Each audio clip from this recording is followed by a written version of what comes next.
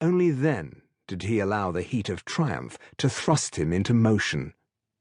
He quickly removed his gold watch from his waistcoat. The time was 27 minutes after 8. He seldom worked this late, but there hadn't been a choice. His meeting with Saltram had needed to occur when the building was deserted and no one would see the man arrive.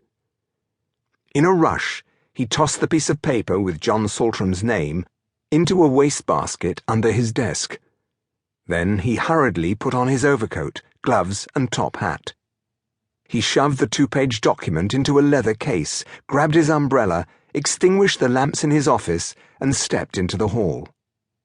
After locking the door, he swiftly descended the stairs, extinguishing more lamps as he went. Harcourt's office was in Lombard Street, which tonight was cold and thick with mist. It was one of the shortest streets in this exclusive business district of London, a square mile known reverently as the City, always with a capital C.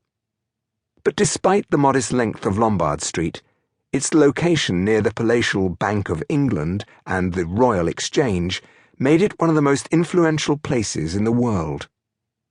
Harcourt took long steps over the dark, wet pavement and reached a cab stand at the corner. During the day, there were as many as 20 cabs here, the most that the law permitted at one time, but now, after business hours, he felt lucky to find 2. Climbing rapidly into the first, he called up to the top-hatted driver on his roost at the back. "Euston Station. I need to be on a 9 o'clock train." "That doesn't give me much time, Governor." "Triple your usual fare."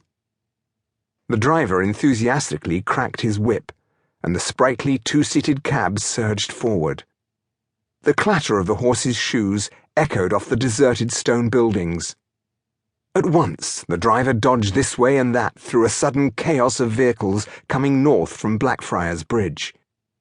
Cracking his whip harder, he urged his horse along Holborn Hill and turned right into Gray's Inn Road.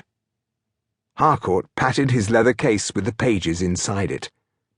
As the cab passed a mist-shrouded street lamp, he studied his watch and saw that he now had only 10 minutes to reach the station.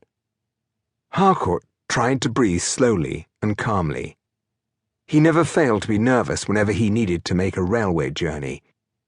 He remembered the mail coach era, when speed was exhilarating rather than threatening.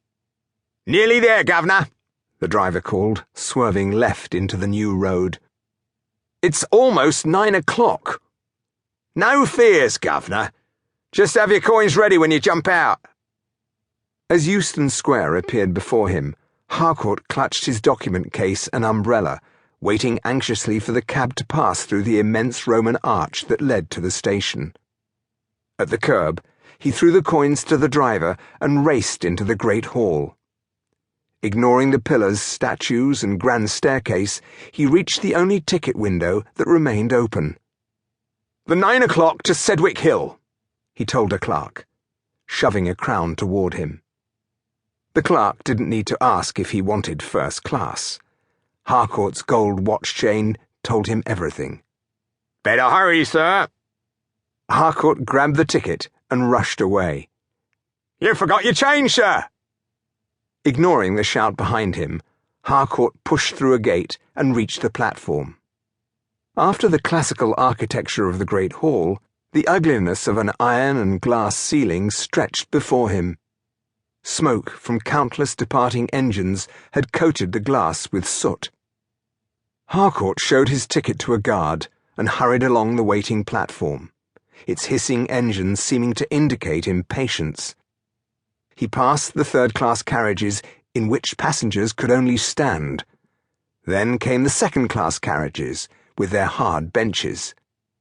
The social importance of wealthy passengers required them to take precedent and be at the front, even though that put them behind the noise and sparks from the belching engine. Out of breath, Harcourt finally reached 2 first-class carriages.